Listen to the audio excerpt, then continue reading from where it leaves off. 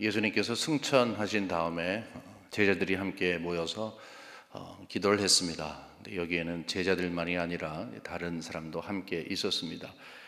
사도행전 1장 14절을 보게 되면 여자들과 예수의 어머니 마리아, 예수의 아우들과 더불어 마음을 같이하여 오로지 기도에 힘쓰더라. 지난주에 저희가 이 사실을 한번 확인해 봤습니다. 이들 마음속에는 딱 한 가지의 소원이 있었어요. 예수님께서 약속하신 성령을 기다리는 것이었습니다. 여기 기도의 제목이 분명히 있었다는 것이죠. 성령께서 이곳에 강림하시고 우리를 충만케 해달라는 그런 기도가 그들에게 있었습니다. 한 장소에서 한 마음을 가지고 한 목적을 가지고 힘있게 정말 기도했는데, 이 장면을 생각만 하면은 얼마나 아름다운지 모르겠어요. 그 다락방에 사람들이 모였어요. 근데 그 다음 절을 보게 되니까 몇 명이 모였냐, 15절이죠. 모인 무리의 수가 약 120명이나 되더라. 근데 여기 120명이더라가 아니라 120명이나 되더라 라고 하는 걸 보니까 성경은 와우, 수가 많았네 라고 하는 것을 이야기하고 있습니다. 그때 당시에 이제 인구 비례에 의해서 거기 사람들이 많이 모였다 하는 그런 것을 이야기하는 것이 아니죠. 마음을 다하는 자는 한 사람도 하늘의 보좌를 움직일 수 있는 살아있는 기도가 올려질 수 있는데, 일당백할 수 있는 진실된 성도들이 120명이나 함께 모여서 교회의 새로운 출발을 기대하고 있었다라고 하는 힘 있는 복음의 시작을 알려주고 있는 것입니다. 언제까지 이런 기도를 했겠어요? 여러분, 언제까지 했겠어요? 성령이 임하실 때까지. 너무 상식적인 말이죠. 그런데 오늘 본문을 보게 되면은 그들이 성령이 임할 때까지 성령께서, 약속하신 성령께서 임하시옵소서라고 하는 기도를 계속해야 하는데, 갑작스럽게 새로운 기도 제목이 그들에게 생긴 것을 알려주고 있습니다. 갑작스럽게 새로운 기도의 제목이 생겼습니다. 여기 사도행전 1장 우리 보면 24절, 25절에 보면 이렇게 되어 있습니다. 그들이 기도하여 이르되, 그냥 생각만 하고 토론한 것이 아니라 기도를 했습니다. 이 기도의 제목은 달랐습니다. 이르되 뭇 사람의 마음을 아시는 주여, 기도의 내용이죠. 하나님 아버지, 하나님은 우리의 마음을 아십니다. 이 두 사람 중에 누가 주님께 택하신 바 되겠습니까? 두 사람은 우리가 알고 있는 것처럼 요셉과 마띠아라고 하는 두 사람이에요. 이제 쭉 살펴보죠. 이 두 사람을 두고서 봉사와 및 사도의 직무를 대신할 자인지를 보이시옵소서. 한글에 이렇게 보이시옵소서라는 말이 없어서 제가 아까 읽을 때도 그렇고 좀 이렇게 머머링 하는데요. 보이시옵소서, 누군지 주님께서 택하신 자를 보이시옵소서. 두 사람 가운데, 왜냐하면 유다는 가룟 유다를 이야기하죠. 이 직무를 버리고 제 곳으로 갔나이다. 어떤 기도 제목입니까? 가룟 유다는 예수님 스승을 배반했어요. 이런 일이 있으면 안 되죠. 그런데 스승을 배반하고 자기의 길을 걸어갔어요. 그러니까 11명밖에 남질 않았어요. 거기 한 사람을 더 채우면, 한 사람이 빠져나갔으니까 이제 12명이 되는 일종의 보궐 선거를 이야기합니다.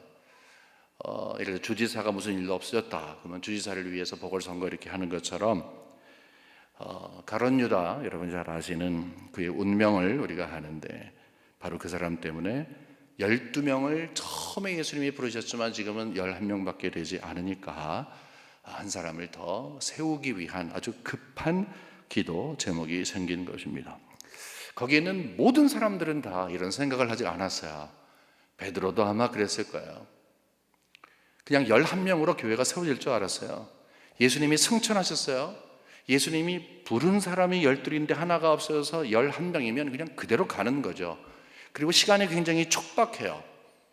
예수님께서 약속하신 성령을 기다리라고 했어요. 조금 있으면 성령이 그들에게 임하시고 교회가 출발해요. 근데 바로 이때에, 안 그래도 지금 성령의 임재를 위해서 기도하고 있는 그때에 예수님께서는 한 사람을 더 세우기를 원하는 마음을 베드로에게 주신 것입니다. 어떻게 이런 일이 생겼을까?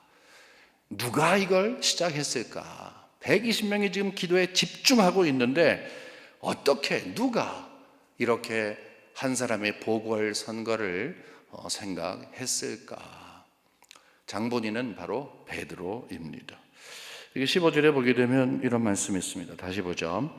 모인 무리의 수가 약 120명이나 되더라. 그때에 다른 설명이 없어요. 함께 막 기도하고 있을 때 그때에 베드로가 그 형제들 가운데 일어서서 이르되, 이게 생뚱맞는 그런 행동이죠. 갑자기 막 기도하고 있는데 형제들아 잠깐만 막 이렇게 하는 거죠.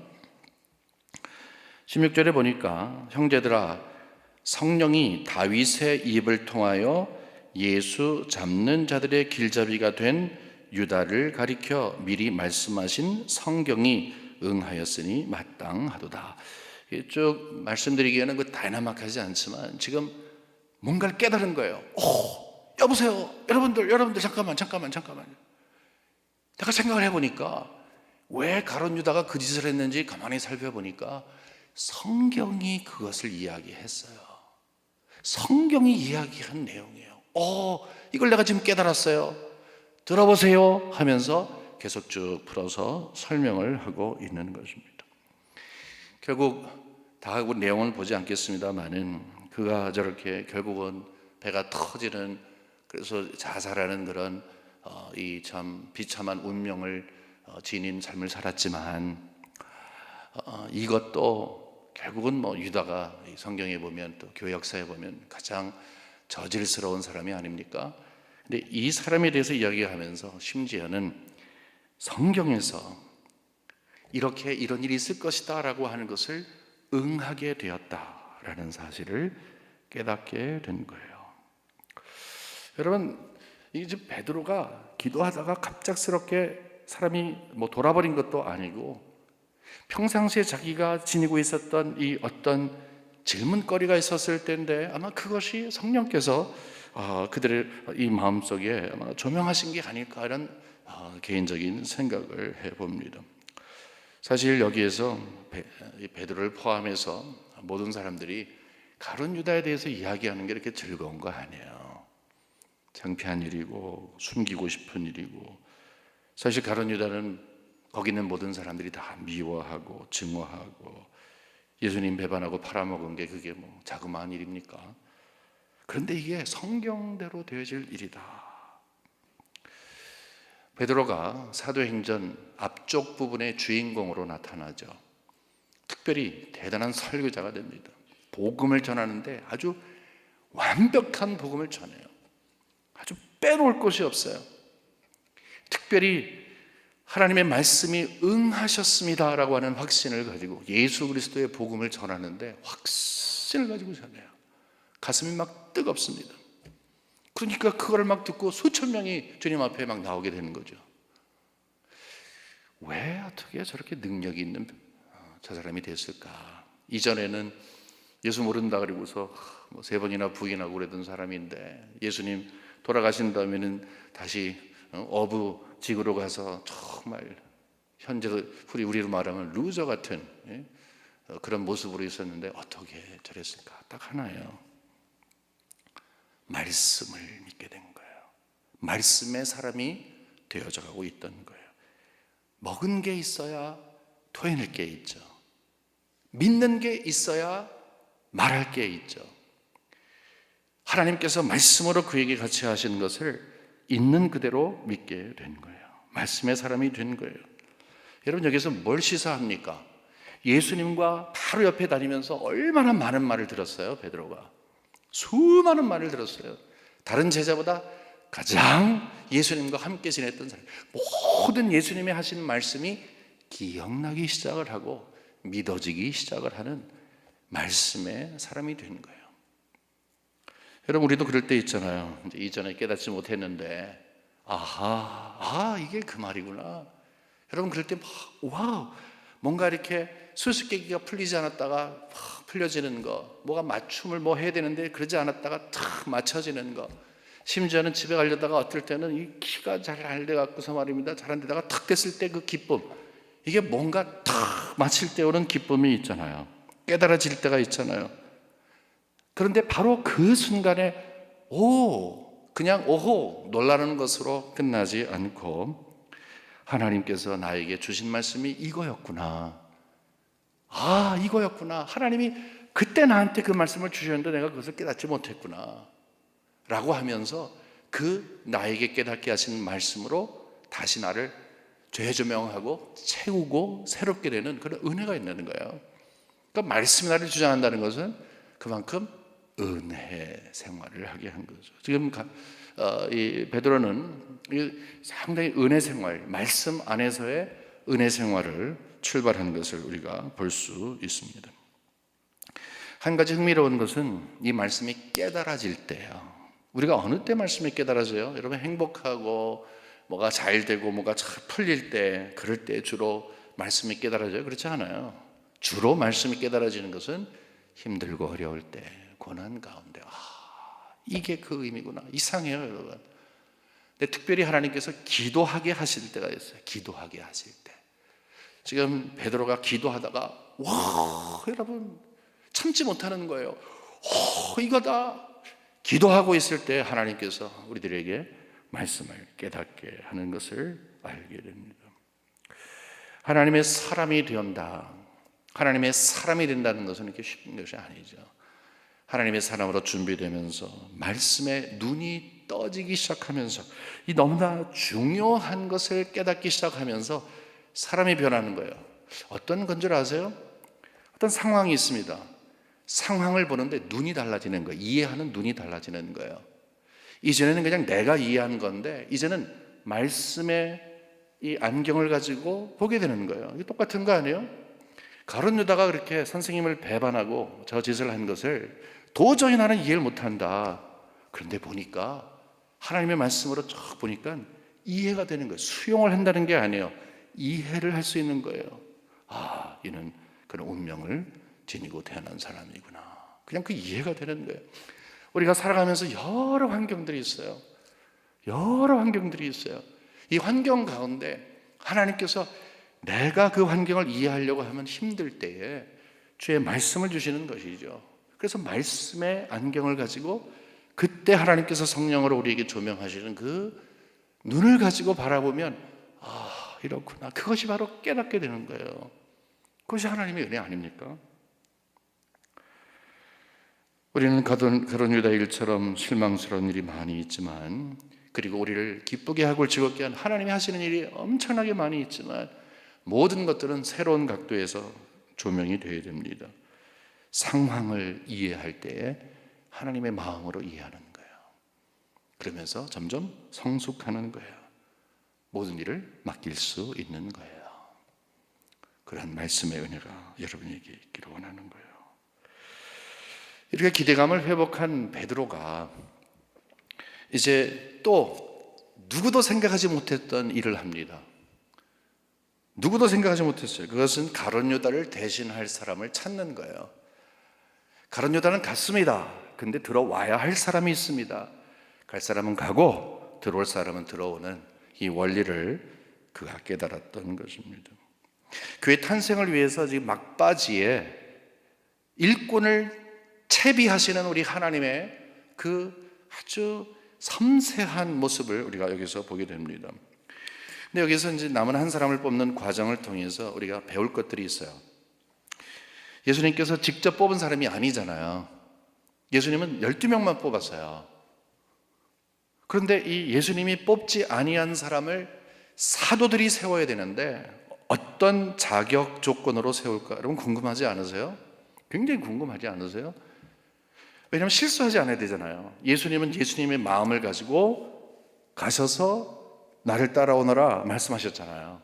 그거는 정말 전권을 갖고 능력으로 그렇게 하신 거 아니에요. 그가 완벽해서나 대단해서가 아니라 내가 너를 사람을 낚는 업으로 만들어주겠다. I will make you fishers of men. I will make you. 내가 그렇게 해주겠다. 근데 지금은 예수님이 안 계시니까 그렇게 만들 수 있는 가능성도 없어요. 그냥 as is로 그냥 뽑혀야 되는 거예요. 굉장히 중요한 이 시간이 된 것입니다. 여기 자격 조건이 있는데 21절과 22절을 보면 이런 말씀이 있어요. 이러함으로 요한의 세례로부터 우리 가운데서 올려져 가신 날까지 주 예수께서 우리 가운데 출입하실 때에 항상 우리와 함께 다니던 사람 중에 하나를 세워, 이렇게 얘기했어요. 그러니까 지금 드러난 자격이 하나가 있는데, 예수님께서 요한에게 세례를 받으시는 그 순간서부터 승천하실 때까지 우리와 함께 동거동락하던 사람을 우리가 뽑아야 한다, 이렇게 얘기를 하고 있습니다.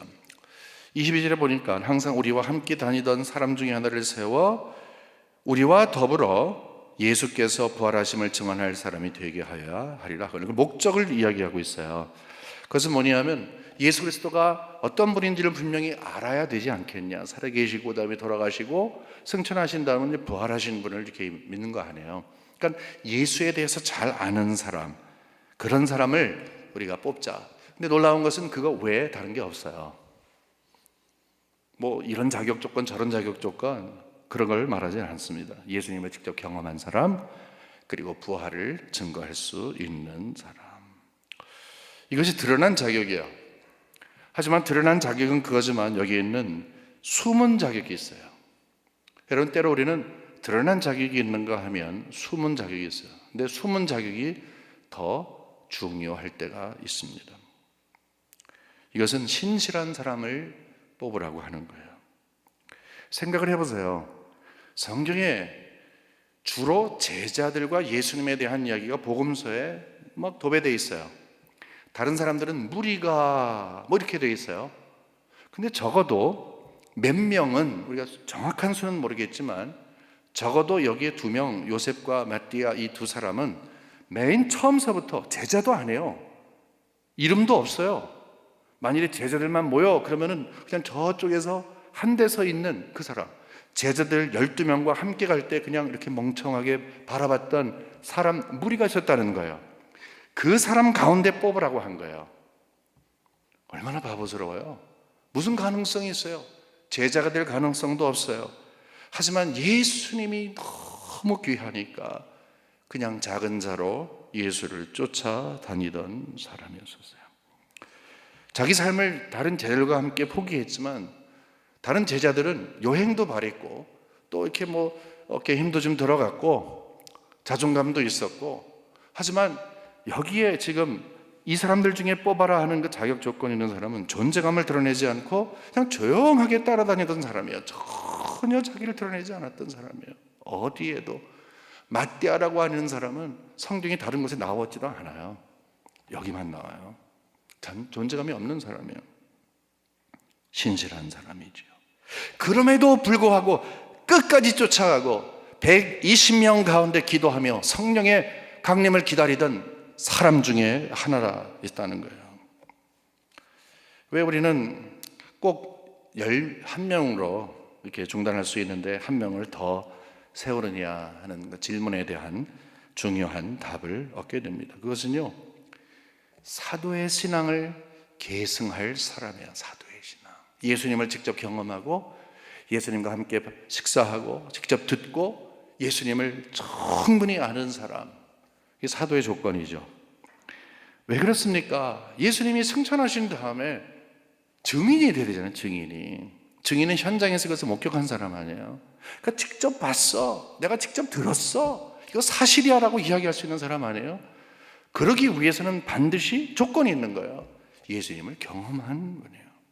그러니까 마띠아는 그냥 멍청하게 이렇게 있다가 어떻게 운이 좋아서 그 자리에서 뽑힌 게 아니라는 거죠.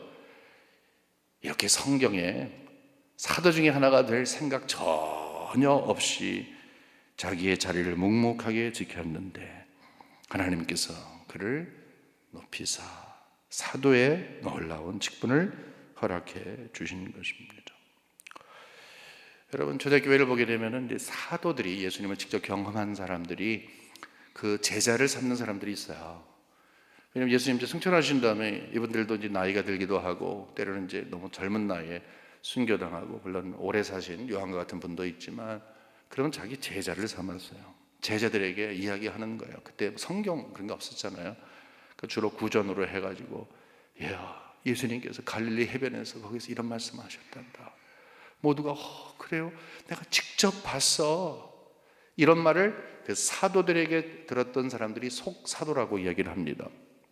근데 속사도들이 그 말을 전해 들은 다음에 그 다음 사람한테 전할 때는 내가 직접 본 걸 이야기하는 게 아니에요. 직접 본 사도의 말을 들은 것을 전하는 거예요. 그러니까 점점 증인으로서의 이 가능성들이 점점 희박해져 가고 있죠. 하지만 그럼에도 불구하고 증인의 삶을 살라고 한 것입니다. 우리는 여기에서 복음이 어떤 것인가 하는 것을 다시 한번 살펴보게 됩니다. 복음은 하나밖에 없어요. 너무 단순화시키는 것이 아니라 모든 복잡한 복음의 내용이 여기 출발을 하는 것이고 결국 이걸로 귀결을 한다는 것인데, 예수 그리스도의 죽으심과 부활이에요. 예수님의 죽으심과 부활이에요.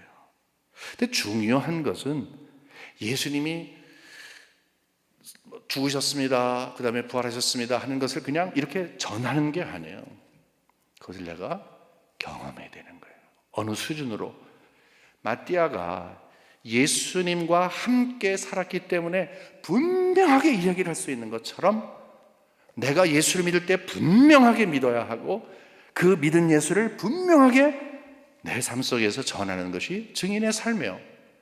여러분 생각해 보세요. 내가 왜 예수를 전하지 않는가? 딱 하나예요. 삶 속에서 프로그램이 아니라 내가 예수를 그만큼 믿지 못하는 거예요. 또는 나에게 성령의 충만함을 통해서 나를 움직이는 힘을 내가 갖지를 못하는 것이지요. 여러분, 진짜 증인은 부활하신 예수님을 만났거나 만난 것 같이 체험해야 되는 거예요. 사도들은 다 체험했어요. 이제 12명이 다 체험하게 됩니다. 바울이 있는데 바울은 다메섹에 가다가 결국은 꼬꾸라지지만 부활하신 예수님을 직접 체험하게 됩니다. 우리는 그렇게 체험 안 해요. 성령을 통해서 체험하게 돼요. 믿어지는 거예요. 확신을 갖는 거예요. 주님을 직접 만나지 않지만 성령을 통해서 우리가 이것을 분명히 하는, 이론이 아니라는 것이죠. 그러나 우리를 직접 얼굴 대고 만져보고 악수하고 끌어안고 그런 거가 아니라 할지라도 마치 직접 눈에 보는 것 같은 그런 예수를 경험해야 한다는 거예요. 우리의 회심 가운데 그것이 반드시 있어야 한다는 거예요. 예수 만난 사람이 다른 것이 바로 그거예요. 예수를 제대로 만난 사람이 다른 거예요. 지식으로 만나면 지식적으로 그냥 신앙을 갖는 거예요. 끝까지 지식 일변도로 가는 거예요. 마음 움직이지 않습니다. 절대로 마음 움직이지 않습니다. 예수를 마음으로 만나지 않았는데 어떻게 마음이 움직여요? 절대로 만나지 않아요. 이성적으로 그냥 끝나는 거예요. 이론적으로 끝나는 거예요.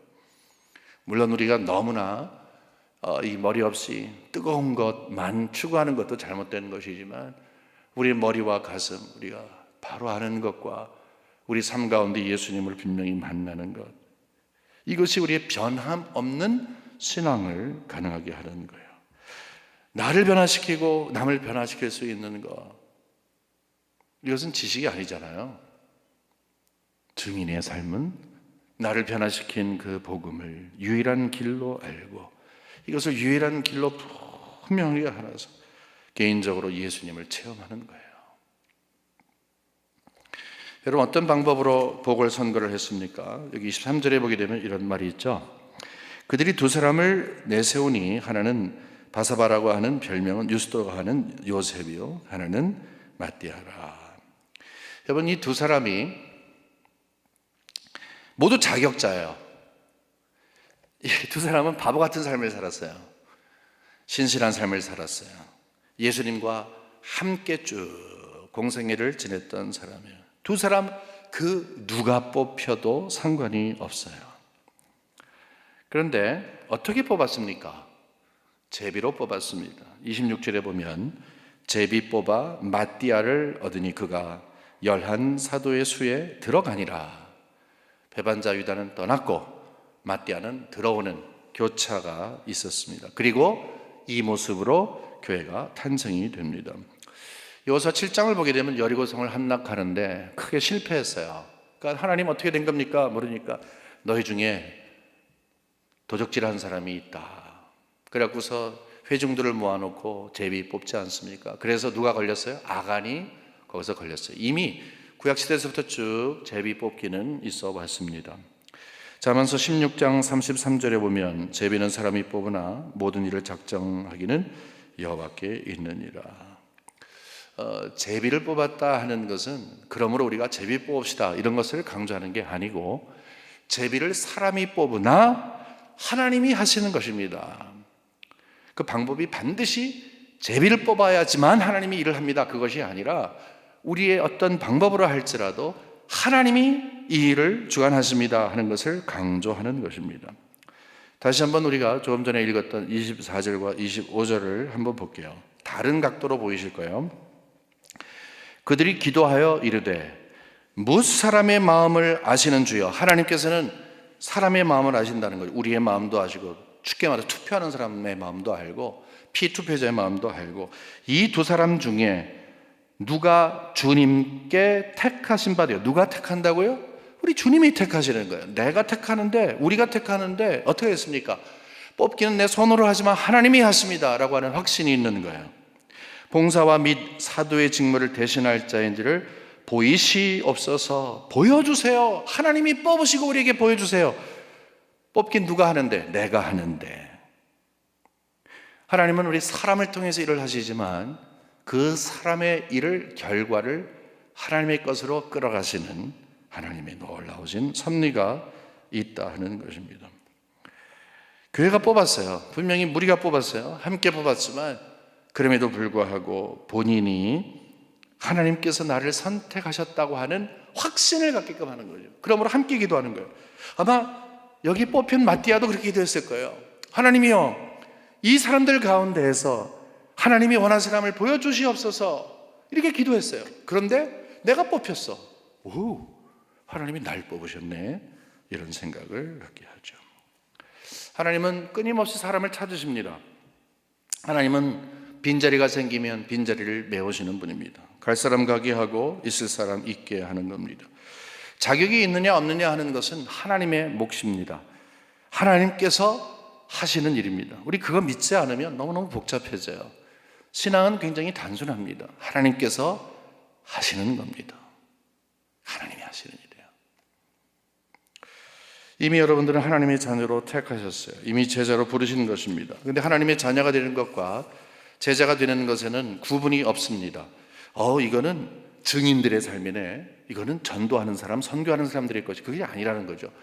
하나님이 나를 부르셨다, 나를 하나님의 자녀로 부르셨다, 내가 성도 되게 했다 하면은 하나님께서 나를 증인으로 삼으셨다. 여기에 이 말씀이 나와 연관이 있다는 것입니다.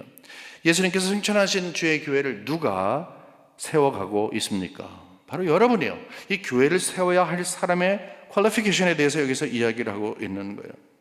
예수님께서 우리를 찾으실 때 당신은 이곳에 계시지 않지만 주의 성령으로 주의 길을 이끌어 가시고 통치해 나가실 때 사람이 필요한데, 하나님께서 여러분과 저에게 만일에 야, 누가 일을 할까 할 때 여러분 뭐라고 반응하시겠어요? 주님, 제가 여기 있습니다. 왜 그런 거예요? 하나님께서 알아서 선택하신 거라는 거죠. 야, 이 일은 네가 할 것이다, 이 일은 너에게 주는 것이다. 아무리 사람의 손을 통해서 하는 것이지만 하나님께서 나에게 주신 것이니 주님을 향해서 예, 알았습니다, 제가 그 일을 하겠습니다. 주님, 제가 여기 있습니다. 우리 모두는 다 맨 처음 회심하며 십자가의 능력으로 새로운 사람이 되는 그 부르심을 받을 때에 우리 마음속에 이런 고백을 드렸어요. 주님, 제가 여기 있습니다. 불러주시니 감사합니다. 근데 주님께서 일하고 싶어 하시는데 한번 우리가 예, 주님 제가 여기 있습니다 라고 고백한 우리가 어떻게 발뺌을 하겠어요? 그것이 어떤 것이든 여러분 마음속에 하나님께서 막 파운딩을 하는 거예요. 막 두드리시는 거예요. 야, 일할 사람이 필요한데 어떻게 했으면 좋겠냐? 여러분 마음속에는 막 감동을 하는데 아니죠. 여러분 거부하지 마시라는 거예요. 하나님께서 알아서 직분을 줬다는 게 아니라, 뭐 사도라는 어떤 그런 고귀한 직분을 줬다는 게 아니라, 저기 지금 떨어져 있는 휴지 하나 주는 거라 할지라도, 앞에 사람 문 하나 잡아주는 거라 할지라도, 내가 사람들 보지 않지만 헌금하는 일이라 할지라도, 내가 그 사람이 내가 이러한 시간을 보내는지 아는지 몰라도 아파하는 성도를 끌어안고 중보의 기도를 하는 그러한 하나님의 부르심, 그 외에도 하나님께서 나를 부르시는 모든 것들, 내 마음속에 주님께서 하셔 말씀하시는 모든 순간마다 거부하지 말라는 거죠. 주님, 제가 여기 있습니다. 왜? 하나님이 그 일을 허락하셨기 때문에 그런 거예요. 여러분, 우리의 고백이 진실돼야 합니다. 우리는 너무 골라요. 젓가락으로 까짝까짝 내가 먹고 싶은 거 이렇게 부를 때, 우리 어머니가 아이한테 뭐라, 야, 골라 먹지 마라. 다 먹어야지 건강하잖아. 그렇잖아요. 우리는 하나님께서 우리에게 주시는 것도 요건 아니고 저건 아니고 내가 하는 것만 다 골라 먹어. 모임도 그렇고 섬김도 그렇고 내가 골라 먹어요. 그리고 골라 먹는 걸 똑똑하다고 생각해요. 그렇습니까? 하나님께서 정말로 그 일을 모든 사역과 모든 직분과 모든 책임과 모든 마음속에 감동되는 하나님께서 허락하시는 모든 일들이 그가 허락하시는 것을 생각할 때 우리의 답은 하나밖에 없어요. 바보처럼 사는 거예요. 바보처럼 사는 거예요. 제가 여기 있습니다. 여러분, 마띠아의 입장을 한번 생각을 해보세요. 어떻게 했어요? 즐거웠겠어요? 막 기뻤겠어요? 물론 기뻤겠죠. 하지만 이미 성령을 통해서 증인의 삶이 어떤 건가를 충분히 알았을 때예요. 다른 제자들은 예수님 정치적인 혁명을 하면 나는 오른쪽에, 나는 왼쪽에, 뭐 이런 식으로 세상적인 꿈을 꾸면서까지 승천시기까지 온 거예요. 근데 마띠아는 이렇게 사도가 되는 그 순간에 사도는 십자가의 복음을 져야 하는 것이고, 나를 부인하고 십자가를 지고 주님을 쫓는 것이다. 내 이고를 죽이고 내 생각을 죽이고 주님을 쫓는 것이다. 이것이 유일한 복음 아닙니까? 그것이 제가 여러분에게 전하는 복음 아니에요? 힘들고 어렵지만 우리가 살려고 하는 그런 복음 아니에요? 그것이 우리에게 주어지는 거예요. 마띠아는 그것을 알고 있었어요. 막 좋아하고 껑충껑충 뛰는 것보다 아마도 엄숙하게 받았을 거예요. 증인의 삶이 어떤지를 알았으니까. 예수님께서 하신 말씀이 있어요. 내 남은 고난을 채우는 일. 이것은 물론 바울을 통해서 이야기하는 거지만 그러한 맥락으로 주님께서는 그에게 어려운 짐을 허락해 주신 것입니다. 여러분, 제가 여기 있습니다 라는 고백을 한다는 것은 너무 쉽지 않아요. 결단을 해야 돼요. 결단을 해야 돼요. 어렵고 힘들어도 이 길을 가겠습니다. 어렵고 힘들어도 이 길만 가겠습니다. 유다는 그 길을 못 간 거죠. 유다는 그래서 아주 어려운 삶을 살다가 결국은 그령명을 하게 된 거죠. 마띠아는 어떤 삶을 살았습니까? 그러면 황금마차를 타고 다니고 사람들에게 칭송을 받고 그런 거 아니었어요. 역사의 기록에 보게 되면은 유대에서 복음을 전하다가 동방, 카파도니아 그리고 이집트 그리고 에티오피아에서 복음을 전하다가 스데반과 같이 돌에 맞아 순교했다고 기록이 되어 있어요. 그냥 그렇게 산 거예요. 하지만 그의 마음은 그것이 최고의 선택이었어요. 왜 그래요? 예수님께서 걸어가신 길을 걸어갔으니까. 힘들고 어려워도 이 길 걸어갔다고 작정했는데 힘들고 어려운 길로 영광 받으셨으니까. 우리 모두는 이 밤에 마음속에 다짐을 해야 할 것이 있어요. 조용히 복음의 씨앗으로 살겠습니다. 내 자존감을 드러내는 우매함이 혹시 나에게 있다면, 예수 그리스도의 복음을 이해하지 못한 제자와 같은 그런 마음이 있다면 나를 말씀으로 깨우치게 하시고 가르쳐 주옵소서. 그것이 우리 기도 제목이 될 거예요. 나아가서는 주님, 제가 여기 있습니다. 내 이름을 위하고 우리 가족을 위하고 아니면 어떤 명예를 위하고 그렇게 사는 것이 나의 목적이 아니라 나를 보내신 당신을 위해서 사용하시고 나를 통해서 영광 받아 주옵소서. 이것이 오늘 우리의 기도가 되어야 합니다. 이 시간 잠시 기도하도록 하겠습니다. 여러분, 구체적으로 두 가지 기도 제목 드리겠습니다. 하나님이여, 말씀으로 나를 주장하시고 말씀의 은혜를 회복시켜 주시옵소서. 성령께서 조명하여서 말씀의 은혜를 회복해 주시옵소서. 말씀을 통하여서 상황을 바라보게 하시고 말씀을 통하여서 믿음을 얻게 하여 주시옵소서. 말씀의 사람이 되게 하여 주시옵소서. 그 다음에 두 번째, 우리가 함께 본 것처럼 주님, 제가 여기 있습니다. 주님, 혹시나 여러분 주님과 씨름하시는 거 있으세요? 주님과 혹시 씨름하는 것이 있다면 이 시간에 결단하세요. 여러분이 원하시는 길을 걸어가는 것이 하나님이 원하시는 거 아니라고 한다면, 주님, 제가 여기 있습니다. 주님의 길을 선택하겠습니다. 주님의 영광을 위해 쓰임받겠습니다. 아버지께서 나를 사용하여 주시옵소서. 이것이 주님의 뜻이라고 한다면 여기 마태와 같이 작은 자로 그냥 있다가 사라지는 자로 살아도 괜찮습니다. 우리 다 같이 두 가지의 기도 제목을 가지고 하나님 앞에 잠시 기도하고 또 여러분의 기도 제목을 가지고 기도하겠습니다. 한 5분 정도 제가 앞쪽에 좀 통성으로 함께 기도하겠습니다. 우리 좀 소리를 내서 기도했으면 좋겠습니다. 다 같이 하나님 앞에 기도하겠습니다.